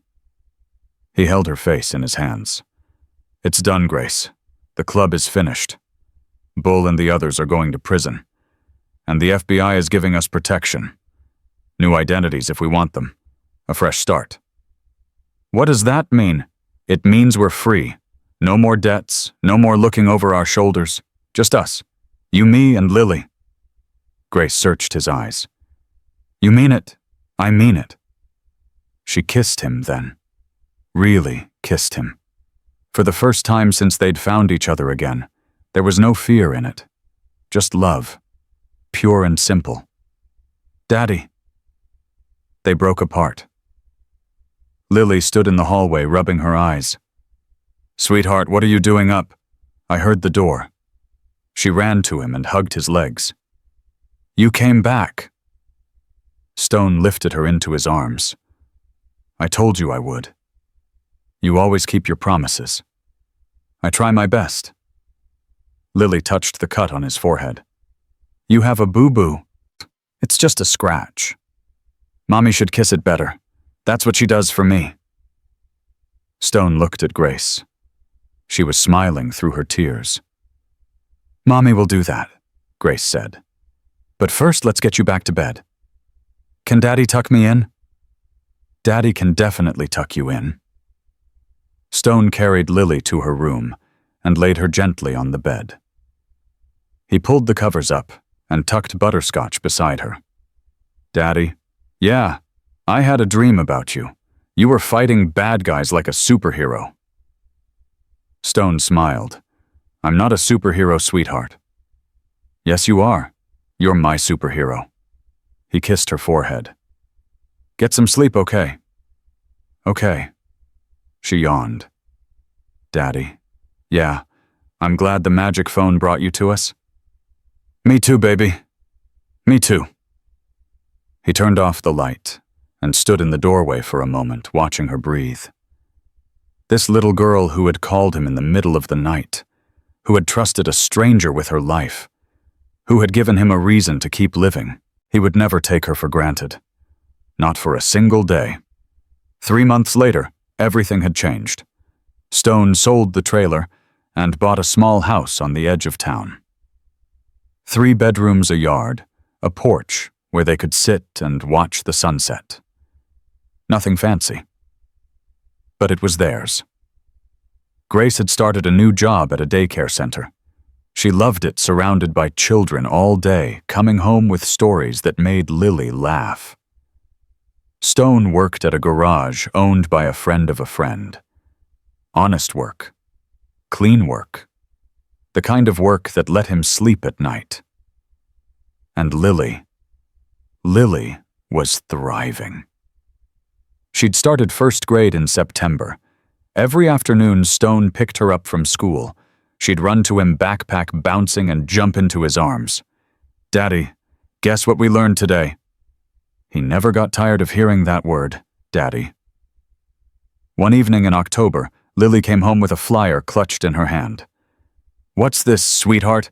It's the father-daughter dance at my school. All the daddies and their daughters go, and there's music and cookies and everything." Stone looked at the flyer. His stomach tightened. "When is it?" "Next Friday. Please say you'll come, Daddy. Please, please, please." Stone hadn't been to anything like this since Emma was alive. The thought of being in a room full of other fathers, normal fathers who hadn't spent years in biker gangs, it terrified him. But Lily was looking at him with those big, hopeful eyes. "Of course I'll come." She squealed and hugged him tight. "I'm going to wear my purple dress, and you have to wear something nice. Not your work clothes. Something fancy." "I don't really have anything fancy." "Then Mommy will help you buy something." "Right, Mommy." Grace smiled from the kitchen. "Right, baby." That weekend, Grace dragged Stone to a department store. He tried on 3 different button-down shirts before she approved one. "You look handsome," she said. "I look ridiculous." "You look like a dad." Stone stared at himself in the mirror. Clean shirt, new jeans, hair combed, beard trimmed. He barely recognized himself. The night of the dance arrived. Lily was bouncing off the walls with excitement. "Come on, Daddy, we're going to be late." "We're not going to be late. The dance doesn't start for an hour." "But I want to get there early. I want to show you my classroom and introduce you to my friends." Stone couldn't say no to her. He could never say no to her. They arrived at the school 30 minutes early. Lily dragged him through the hallways, pointing out her cubby, her desk, her art project on the wall. "See, that's the unicorn I drew. Mrs. Patterson said it was the best unicorn in the whole class." "It's beautiful, sweetheart." Other fathers started arriving with their daughters. Stone tensed, waiting for the stares. The judgment. The whispered comments about his tattoos, his rough appearance. But no one stared. No one whispered. They just smiled and nodded one dad to another. The gym was decorated with streamers and balloons. A DJ played kid-friendly songs. Tables were loaded with cookies and punch. Lily pulled Stone onto the dance floor. "Come on, Daddy, dance with me." "I don't really know how to dance." "It's easy. Just move your feet like this." She demonstrated some kind of bouncing motion that Stone couldn't quite replicate. But he tried. And when Lily laughed at his awkward moves, he didn't feel embarrassed. He felt happy. Halfway through the evening, the DJ put on a slow song. "This one's for all the daddies and their little girls. Grab your daughter and hold her close." Lily reached up. Stone lifted her into his arms. She wrapped her arms around his neck and rested her head on his shoulder. They swayed to the music. Stone closed his eyes. 8 years ago, he'd danced like this with Emma. He could still remember the weight of her in his arms, the smell of her shampoo, the sound of her giggle. He'd thought he'd never dance with a daughter again. "Daddy," Lily's voice was soft. "Yeah, sweetheart, this is the best night ever." Stone held her tighter. "Yeah, it really is." When the song ended, Lily looked at him with serious eyes. "Daddy, can I tell you a secret?" "Of course." "I was scared to call the magic phone. That night when the bad man hurt Mommy, I was really scared." "I know, baby. But I did it anyway, because Mommy told me you would come, and you did." Stone felt his throat tighten. "I'll always come, Lily, no matter what." "I know," she smiled. "That's why I'm not scared anymore." Later that night, after Stone had tucked Lily into bed, he sat on the porch with Grace. The stars were out, scattered across the sky like diamonds. "She had fun tonight," Grace said. "Yeah, she did." "So did you." Stone nodded. "I didn't think I could do it, be around all those normal people. But it was okay. It was more than okay," said Grace took his hand. "You know what I realized today?" "What?" "A year ago, I was lying on a kitchen floor, bleeding, wondering if I was going to die. My daughter was hiding under a bed, terrified. We had nothing. No hope. No future. And now," Grace looked at the house. Their house, with the lights on, and their daughter sleeping safely inside. "Now, I have everything." Stone squeezed her hand. "Me too." They sat in silence for a while, watching the stars. "Stone." "Yeah. Do you still think about Emma?" He took a breath. "Every day. But it doesn't hurt as much anymore. I used to feel guilty about that, like I was betraying her by being happy. And now I think she'd want this for me. She'd want me to be a good father to Lily, to not waste my second chance." Grace leaned her head on his shoulder. "You're not wasting it." "I'm trying not to." The screen door creaked open. Lily appeared in her pajamas, butterscotch dangling from her hand. "I can't sleep." "Bad dreams?" Stone asked. "No, I just wanted to be with you guys." Grace patted the space between them. "Come here, baby." Lily climbed onto the porch swing and snuggled between her parents. Stone wrapped his arm around both of them. "Look at all the stars," Lily whispered. "There's a lot of them tonight." "Daddy, do you think Emma's up there, in heaven?" Stone's heart clenched. Grace had told Lily about Emma a few weeks ago, just the basics, that Stone had a daughter before, that she had died, that he was very sad for a long time. "Yeah," Stone said. "I think she is." "Do you think she can see us?" "I hope so." Lily was quiet for a moment. "I think she'd be happy. That you have me now. So you're not alone." Stone pulled his daughter closer. "I think you're right, sweetheart. I think she'd be really happy." They sat together on the porch, watching the stars, listening to the crickets. A family. Whole and complete and imperfect and beautiful. Stone thought about the phone call that had started it all. 1:57 a.m. A terrified little girl whispering into the darkness. Please save my mommy. He'd driven through the night, not knowing what he'd find, not knowing that his whole life was about to change. And now here he was, a father again, a partner, a man with something to live for. Daddy? Lily's voice was sleepy. Yeah, I love you. I love you too, sweetheart. Will you always be here? Stone looked at Grace. She smiled at him through tears. He looked down at Lily, his daughter, his miracle, his second chance. Always, he said. I promise. And this time he meant it. At 1:57 a.m. on a cold night 7 months ago, a little girl's voice had reached through the darkness and found a broken man. She'd asked him to save her mother. She'd called him Daddy before she even knew his face. And in saving her, he'd saved himself. Some people say there are no second chances, that once you've lost everything, there's no way back. Stone used to believe that. He'd spent 8 years believing it, drowning in grief and guilt and whiskey. But then the magic phone rang, and everything changed.